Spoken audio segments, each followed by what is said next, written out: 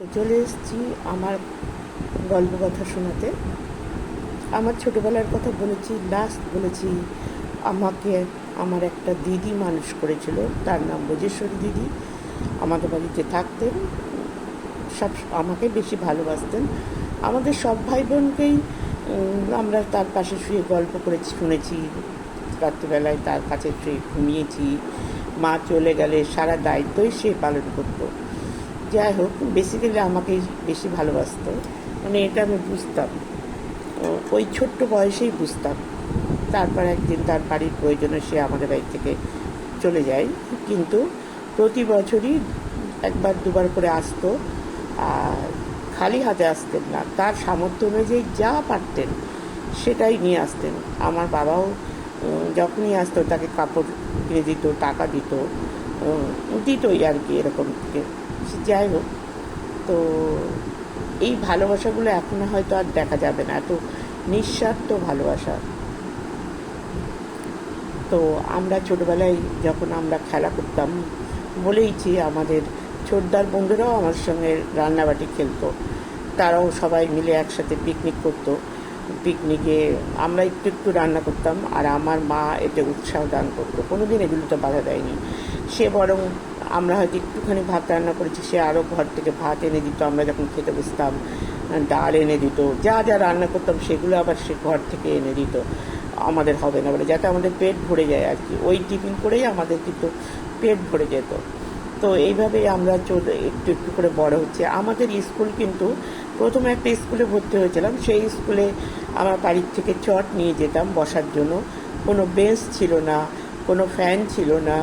তো আমরা সেটাই নিয়ম জানতাম, মানে তাতে আমাদের কোনো আক্ষেপও ছিল না। তারপর সেই স্কুলটার থেকে আরেকটা স্কুলে গেলাম। সেই স্কুলটা আমাদের বাড়ি থেকে, এই যেটাই আগে পড়তাম সেটা একদমই কাছে বাড়ি। তো সেই জন্য প্রথমে ওটাই ভিতর, তারপরে একটু নাম করা স্কুল, জ্যোতির্ময় এই প্রাইমারি স্কুল, সেই স্কুলে আমরা যেতাম। আর সেই স্কুলের পাশেই রাস্তার পাশেই চূর্ণী নদী বয়ে গেছে, বিশাল চূর্ণী নদী। তাই বলে তখনকার বাচ্চারা মনে হয় এত দুরন্তও ছিল না।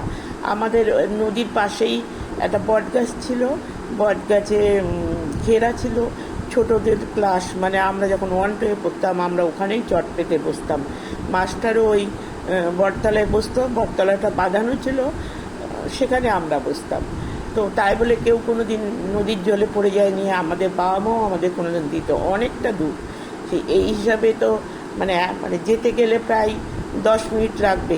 আমাদের যখন হাঁটা পথটা আমাদের হয়তো আরও বেশি লাগতো, কিন্তু এখনকার বড় যারা হয়েছে তখন এখনও গিয়ে দেখেছি 10 মিনিট লেগেই যায় আমাদের বাড়ির থেকে।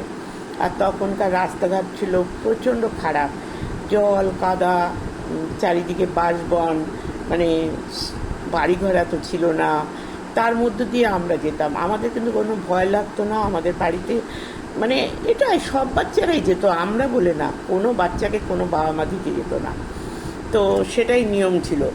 আর যার জন্য বরং অনেক সময় খুব রাস্তা কাদা, আমরা হয়তো যেতে ভয় পাচ্ছি, সেই আশেপাশের বাড়ির অভিভাবকরা বা বড়রা বেরোচ্ছে, আমাদের দেখছে, আমাদের হাত ধরে আস্তে আস্তে পার করে দিত।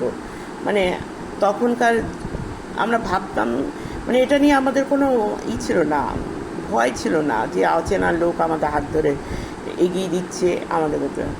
এমনকি বর্ষার সময় ওখানে জল জমে তো বাঁশের সাঁকো হতো, সেই একটা সাঁকো দিয়ে আমাদের পক্ষে বেরোনো সম্ভব ছিল না।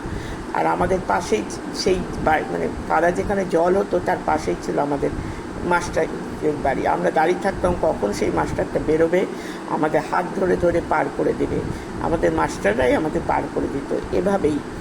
যাই হোক, তো আবার আসবো আরেক দিন, আবার নতুন কোনো কথা নিয়ে। আজকের মতো বাই বাই, ভালো থেকো।